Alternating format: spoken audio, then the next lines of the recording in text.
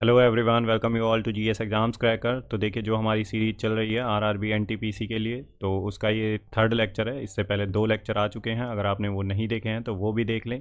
इस सीरीज़ में मैं आरआरबी एनटीपीसी में जितने भी जीके जीएस के क्वेश्चंस आए हैं प्रीवियस ईयर में, वो सारे क्वेश्चन करेंगे, एक भी क्वेश्चन नहीं छोड़ने वाले। उसके अलावा देखिए, हम जो है एसएससी में जो क्वेश्चन आए हैं, क्योंकि जो पेपर सेट करती है एजेंसी, वो एसएससी का भी वही करती है और आरआरबी एनटीपीसी का भी वही करती है। तो एसएससी सीजीएल के हम क्वेश्चंस देखेंगे। आरपीएफ एसआई में जो क्वेश्चंस आए हैं या फिर आरपीएफ जो कांस्टेबल का एग्ज़ाम हुआ है उसमें जो क्वेश्चंस आए हैं, तो हम सारे क्वेश्चंस करेंगे। पीवाईक्यू आपका एक भी नहीं छूटेगा। ठीक है भाई, जीके जीएस में आप प्रैक्टिस कर सकते हैं। और आने वाली क्लासेस के लिए आप चैनल को सब्सक्राइब कर लें अगर नहीं किया है तो, और बेल आइकन को दबा लें, अपने दोस्तों के साथ शेयर करें। तो चलिए स्टार्ट करते हैं अपना पहला क्वेश्चन।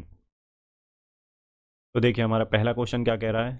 हमारे पास जितने ज़्यादा से ज़्यादा क्वेश्चन हो पाएंगे हम एक क्लास में उतने करेंगे।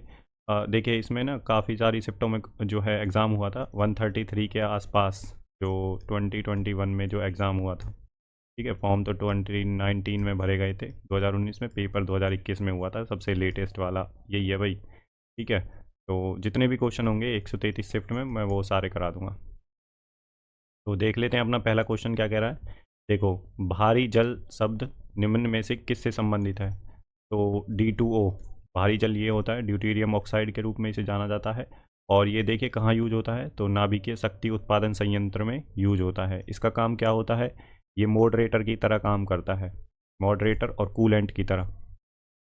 ठीक है, जिससे कि कंट्रोल चेन रिएक्शन हो सके, चेन रिएक्शन। ठीक है,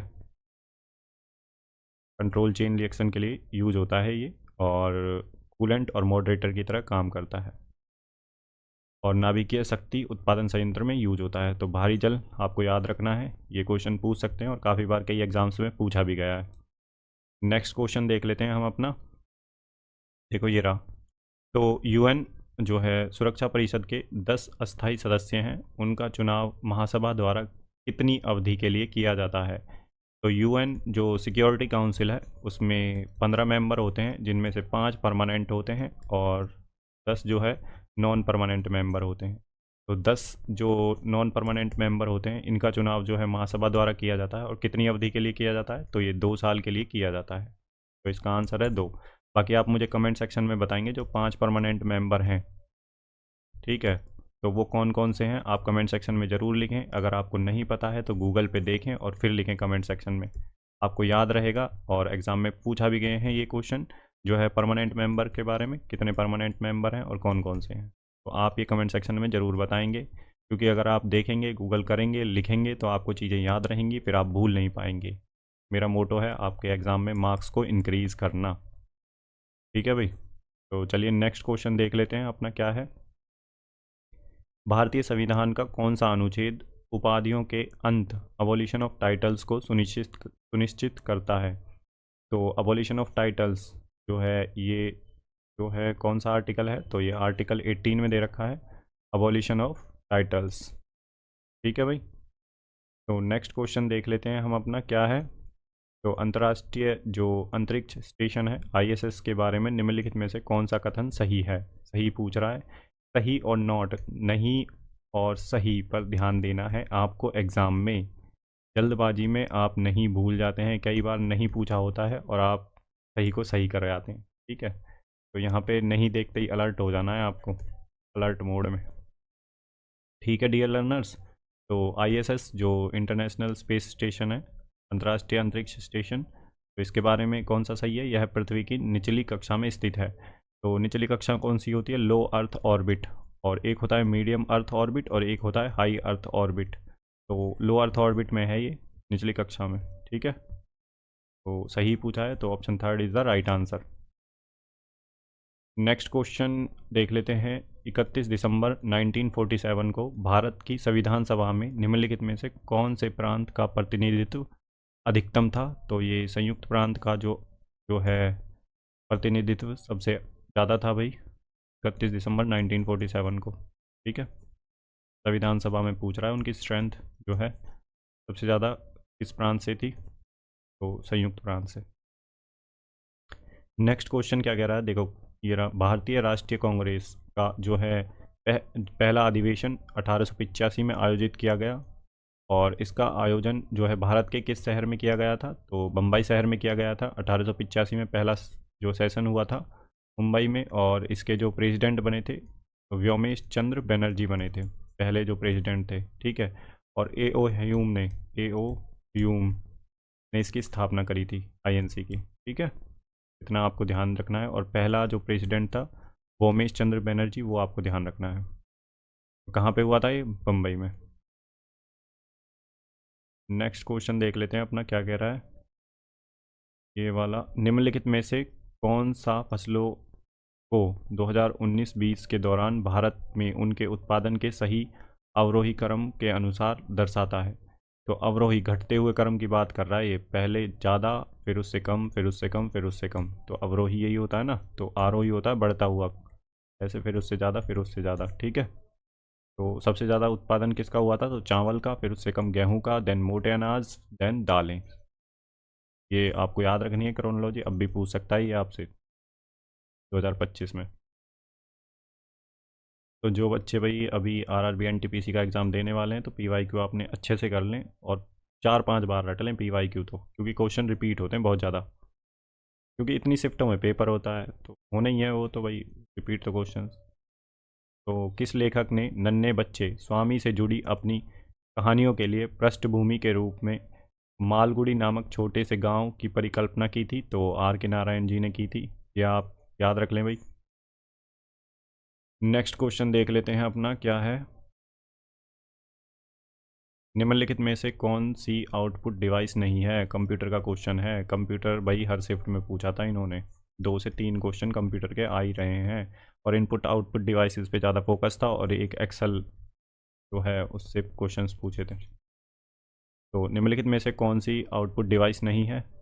ये क्वेश्चन बहुत इजी है, आप आराम से निकाल सकते हैं। देखो, इनपुट वो होता है जब हम कमांड देते हैं, ठीक है। कमांड दी, और उसके कमांड देने के बाद, ये तो हो गया इनपुट जिस पे हम कमांड देते हैं। लेकिन आउटपुट क्या होता है? हमने यहाँ पे कमांड दी और हमें कुछ चीज़ शो कर रहा है उसके बाद, कमांड देने के बाद, वो होता है आउटपुट, ठीक है। जैसे मॉनिटर हो गया, मॉनिटर पे हम कमांड देते हैं तो ये हमें आउटपुट दिखाता है क्या चल रहा है, ठीक है। उसके बाद प्रिंटर, प्रिंटर पे हम कमांड देते हैं तो प्रिंटर क्या करता है? प्रिंट निकाल के देता है बाहर, तो ये आउटपुट डिवाइस है। स्पीकर, स्पीकर मान लो हमने, देखो कोई वीएलसी मीडिया प्लेयर या कोई सा भी प्लेयर में हमने कमांड दी, मूवी चलाई, तो स्पीकर से क्या होगा? आवाज़ आएगी ना उसके बाद, तो ये आउटपुट डिवाइस है। बाकी स्कैनर, स्कैनर में हम देखिए सीधा स्कैन कर रहे हैं, सीधा एंट्री दे रहे हैं, ठीक है, कमांड दे रहे हैं, तो ये क्या है? आउटपुट डिवाइस नहीं है, ये इनपुट डिवाइस है, स्कैनर। इतना आपको ध्यान रखना है। तो ऐसे भी निकाल सकते हैं अगर आपको ज़्यादा नहीं पता है तो। सारी चीज़ें रटने की भी नहीं होती हैं भाई एग्ज़ाम में, ठीक है। कुछ चीज़ें मतलब आपको जो है, जैसे कहते हैं ना इंट्यूशन हमारी काम करती है, तो वो भी सोचना है आपको एग्ज़ाम में। तो निम्नलिखित में से कौन सा जो है भारत के सभी एटीएम को जोड़ने का काम करता है? तो ये देखिए, भारतीय राष्ट्रीय भुगतान निगम, ये जो जितने भी एटीएम है देश में, भारत में, उनको जोड़ने का काम करता है। नेक्स्ट क्वेश्चन देख लेते हैं अपना क्या कह रहा है। तो ये नेक्स्ट क्वेश्चन है, आधुनिक प्रिंटर की गति, just speed of the printer की गणना जो है, आधुनिक प्रिंटर की गति, स्पीड जो है की गणना करने के लिए निम्नलिखित में से किस इकाई का उपयोग किया जाता है? जो मॉडर्न प्रिंटर है उसकी जो स्पीड होती है उसकी गणना करने के लिए किस जो है यूनिट का उपयोग किया जाता है? तो पीपीएम का उपयोग किया जाता है।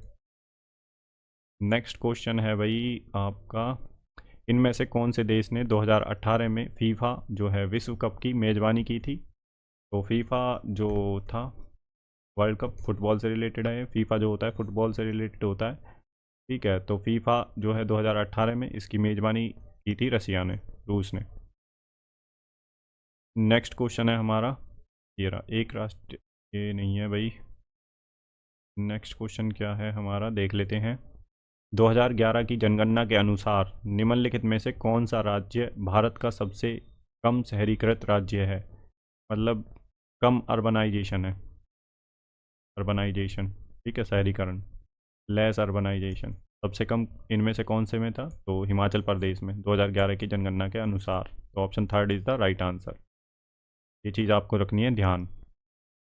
2011 की जनगणना अभी पढ़ लेना भाई, ठीक है। हाईएस्ट जो है लिटरेसी रेट रेशियो पढ़ लेना, और सेक्स रेशियो, और जो है पॉपुलेशन इसकी सबसे ज़्यादा थी, और एक जो है वो होता है ना डेंसिटी, पॉपुलेशन डेंसिटी, ये पढ़ लेना। ये चीज़ें इंपॉर्टेंट है, कई बार रिपीट हुई हैं ये एग्ज़ाम्स में, एसएससी में भी कई बार पूछी गई हैं इनसे क्वेश्चंस।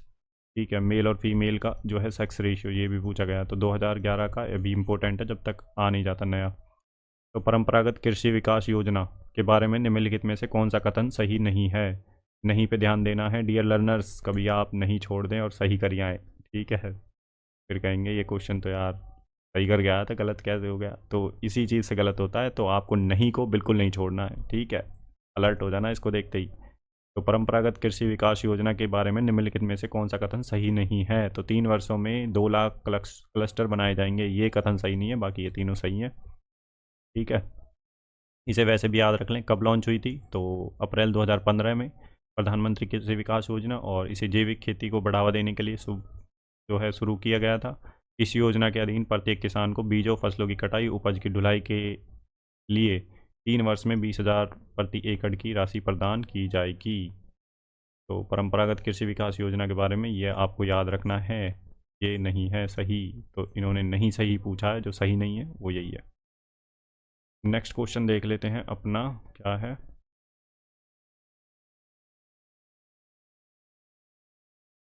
जीपीएस के संदर्भ में निम्नलिखित में से कौन सा कथन सही है? तो सही पूछ रहा है भाई इसमें से। तो पर्वत और बिल्डिंग ब्लॉक जीपीएस सिग्नल के लिए बाधा बन सकते हैं, बिल्कुल सही है। कई बार जीपीएस की जो है लोकेशन सही नहीं दिखती है।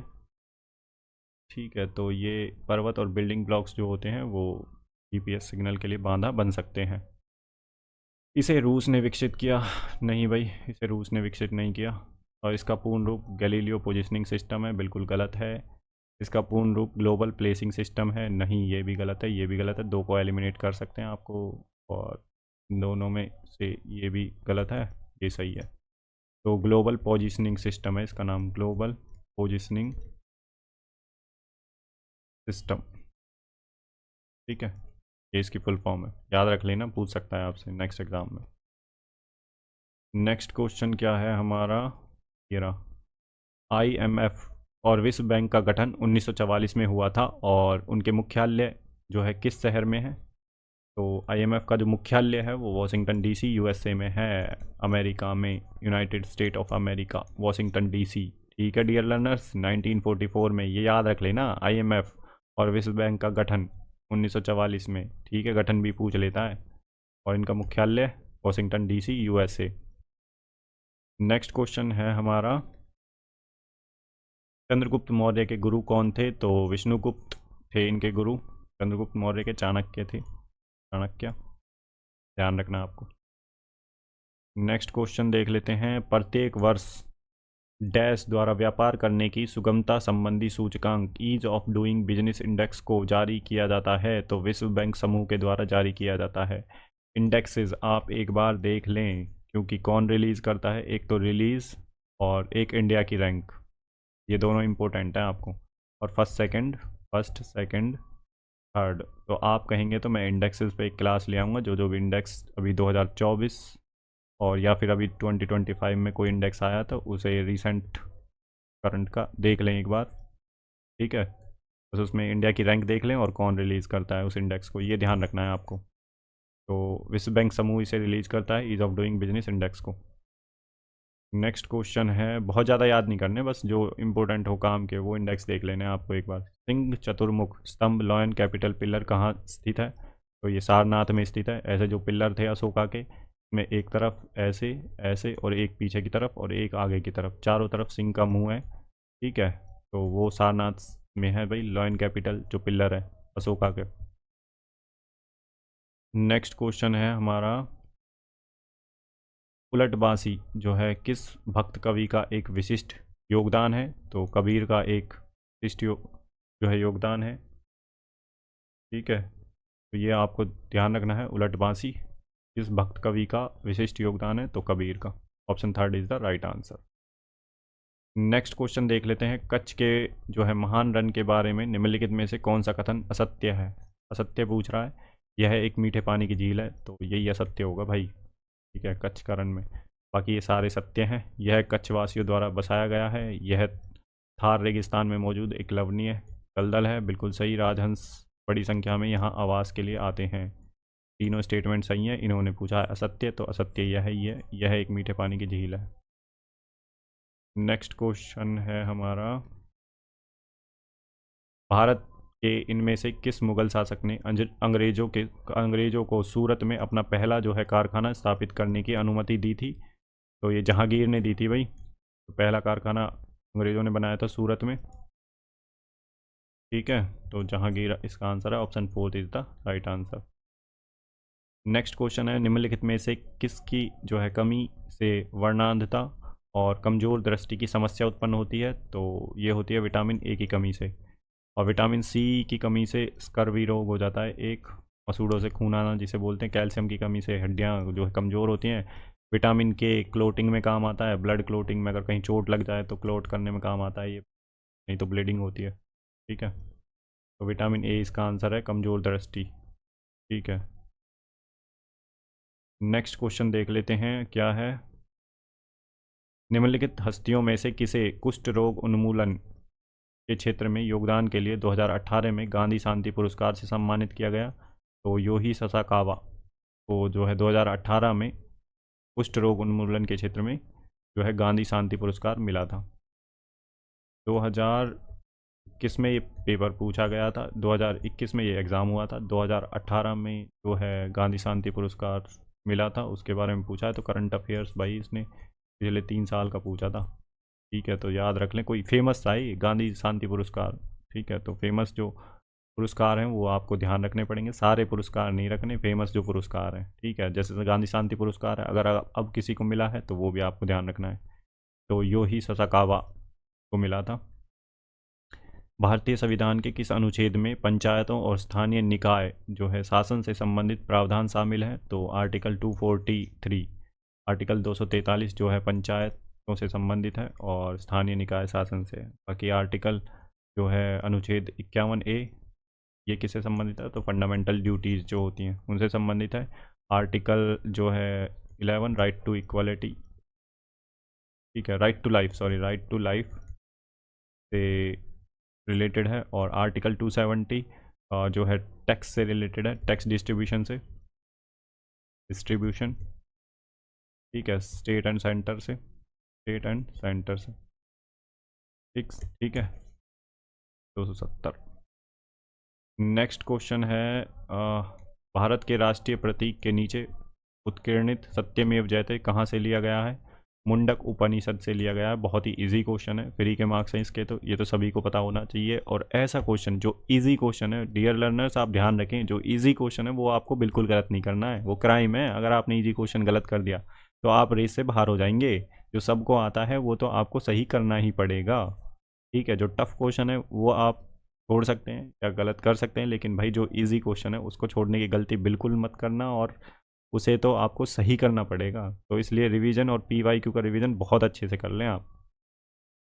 तो मुंडक उपनिषद से लिया गया है सत्यमेव जयते। ठीक है, मैं उनका ही बता रहा हूँ जिनका सिलेक्शन होता है ना वो ऐसे ही होता है, वो जो इजी क्वेश्चन होता है वो उनका एक भी गलत नहीं होता है।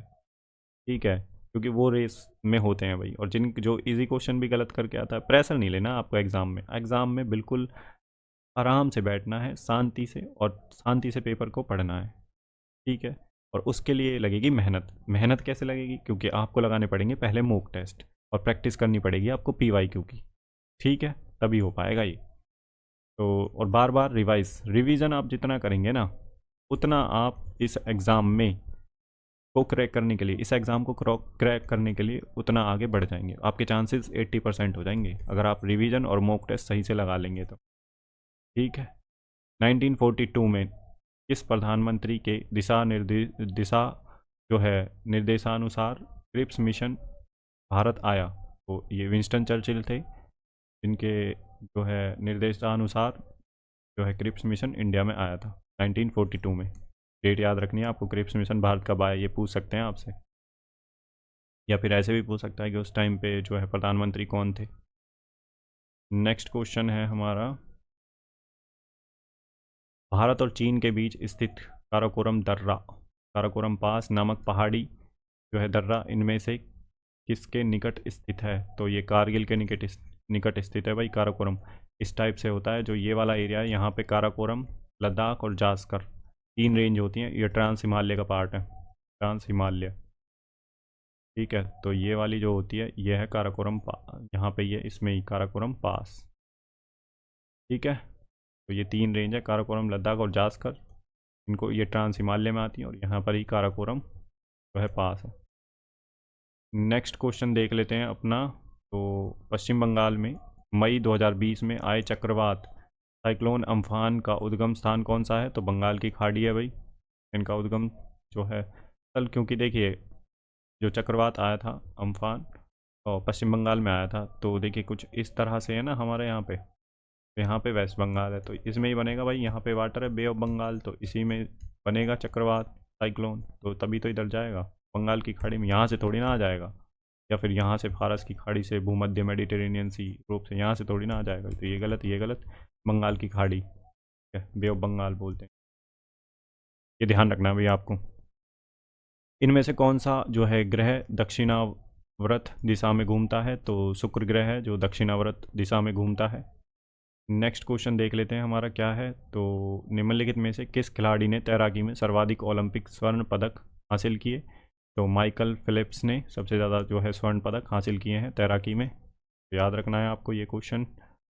अभिज्ञान जो है प्रौद्योगिकी रिकॉग्निशन टेक्नोलॉजी में OMR का उपयोग होता है। इसमें M का पूर्ण रूप क्या है? तो देखिए इसकी जो फुल फॉर्म है तो OMR की, यह है ऑप्टिकल मार्क रिकॉग्निशन। ठीक है, तो M से है मार्क, O से है ऑप्टिकल और R से है रिकॉग्निशन। तो ये आपको ध्यान रखनी है भाई। नेक्स्ट क्वेश्चन देख लेते हैं। हॉर्नबिल त्यौहार एक प्रसिद्ध आदिवासी त्यौहार है। यह भारत के इनमें से किस पूर्वोत्तर राज्य में मनाया जाता है? तो ये नागालैंड में मनाया जाता है भाई हॉर्नबिल फेस्टिवल। नेक्स्ट क्वेश्चन देख लेते हैं हमारा क्या है। तो नेक्स्ट क्वेश्चन है हमारा, हाँ, नीति आयोग का गठन को किया गया था। तो ये सबसे इजी क्वेश्चन है। 1 जनवरी 2015 को नीति आयोग का गठन किया गया और इसने रिप्लेस किया था किसको? प्लानिंग कमीशन को, प्लानिंग कमीशन। ठीक है, और प्लानिंग कमीशन कब बना था? 1950 में। और इसकी जो अप्रोच थी जो है टॉप टू बॉटम थी, और इसकी जो अप्रोच है नीति आयोग की बॉटम टू टॉप है। ठीक है, तो ये आपको ध्यान रखना है नीति आयोग का गठन। नेक्स्ट क्वेश्चन है, पारा का जो है सामान्य नाम क्या है? तो क्विक सिल्वर है इसका जो सामान्य नाम है। Option A is the right answer. NSE national stock exchange of India का मुख्यालय कहाँ है? तो मुंबई में है भाई ना, आपको ध्यान रखना है। नेशनल स्टॉक एक्सचेंज का जो मुख्यालय है मुंबई में है। नेक्स्ट क्वेश्चन देख लेते हैं। सोडा वाटर में कौन सी गैस पाई जाती है? तो कौन सी गैस मिलती है? तो ये कार्बन डाइऑक्साइड पाई जाती है सोडा वाटर में। साइंस का क्वेश्चन है।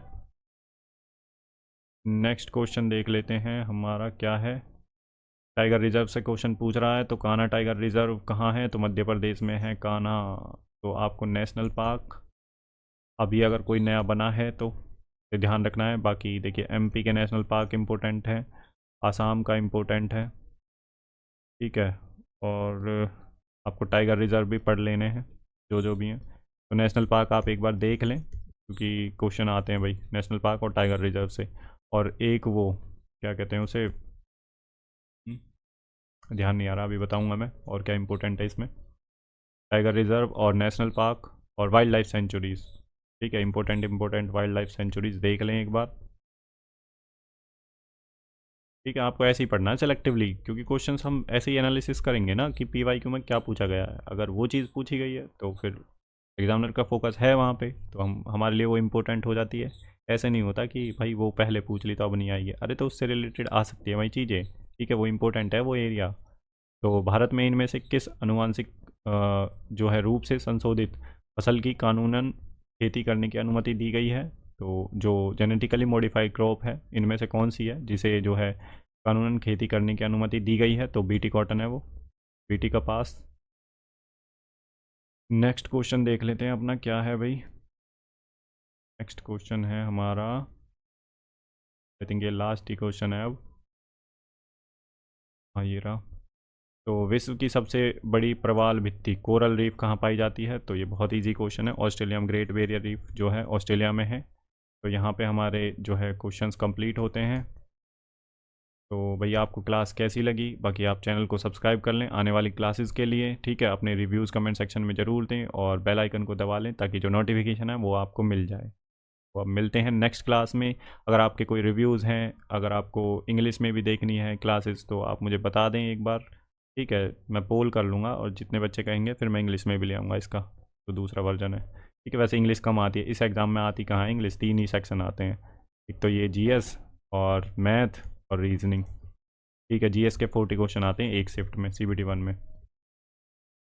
तो हम शिफ्ट वाइज कर रहे हैं, जितने भी हमारे पास क्वेश्चन हैं सारे क्वेश्चन कर लेंगे हम, ठीक है भाई।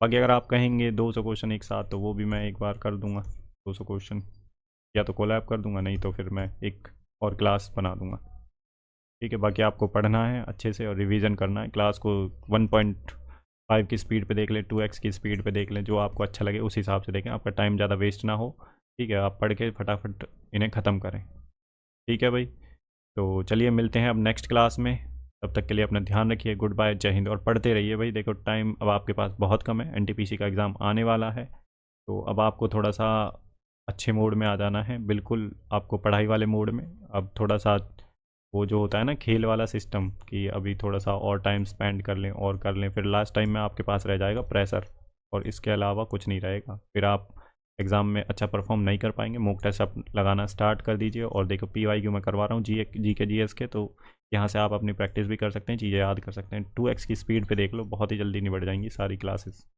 ठीक है। और जो इससे पहले 2 क्लासेज हैं उनके नोटिफिकेशन मैं आपको उनका जो है लिंक मैं डिस्क्रिप्शन में दे दूँगा, ठीक है भाई।